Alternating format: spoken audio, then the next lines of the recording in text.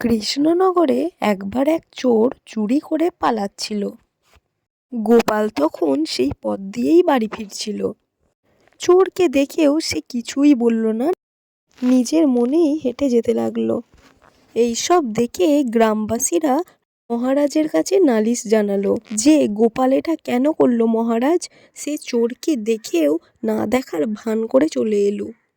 গোপালের যেন অবশ্যই শাস্তি হয়।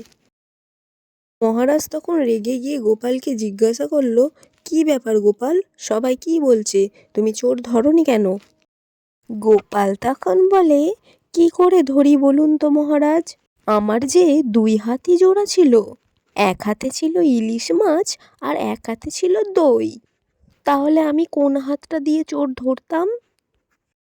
গোপালের মুখ থেকে এমন উত্তর শুনে মহারাজ তো আর না হেসে পারলেনই না।